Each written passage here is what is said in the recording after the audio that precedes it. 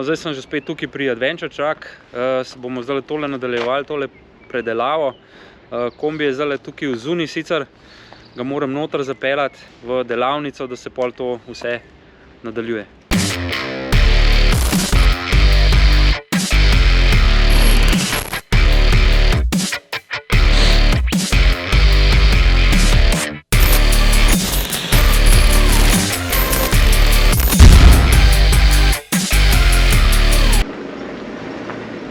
No, zdaj, kar bom še naredil, je, da bom pri tej izolaciji malo takšne stvari, ki malo stran štrlijo, še porezal, da bo bilo pol ok. Simon, daj deli, no, kaj je zdaj to? Hva? A vški delo, hva? Tako da zaenkrat je to, moram pa zdaj še tukaj v tem sprednjem delu nad voznikom, pa sovoznikom, dol pobrati tole oblogo, za katero je treba od spodaj tudi še izolirati. Potem se bo pa kar čez cel kombi začela tista folija dajati in upam, da bo to nekako danes narejeno.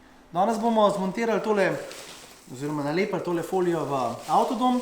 To je taka fina folija, ki nadomesti 2, mogoče 3 cm dodatne izolacije. Je res zelo uporabna, predvsem zato, ker je dobra za preprečevanje nastajanje toplotnih mostov, tam, kjer se prvi sloj izolacije mogoče ne stika najboljš. S to folijo rešimo vse toplotne mostove.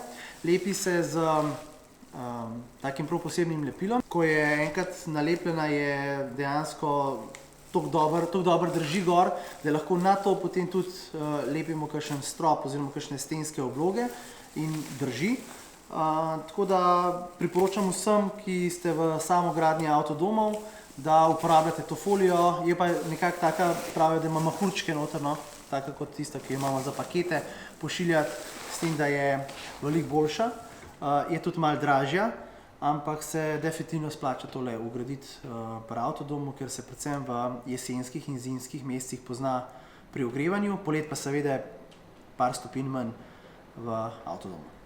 No, evo, takole smo zaključili tole s folijo, oziroma z izolacijo z dvema slojema.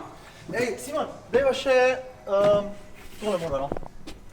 Okoli tele antene, pa noter, ker tista lukenca, dajva kar silikon, tako da bo tole 100% te držal, da ne bi slučajno kaj spustili, pa še do zuniva zamazala, da bo tako, kot treba, kateri radi spuščajo tle pri antenah. Drugače pa, dobro si zalepo, To je to. Cool, thanks, dajva. Tako da zdaj bo to hladilnik ratal in boš lahko tukaj noter imel -10, tudi ko bo ful vroče zunaj. Čau. Pa če še nekaj majhnih detajlov za narediti. Kar se te izolacije tiče, potem bomo pa verjetno začela kar kalupe delati za te stenske obloge. Upam, da okna hitro pridejo, da se pol vse skupaj nadaljuje.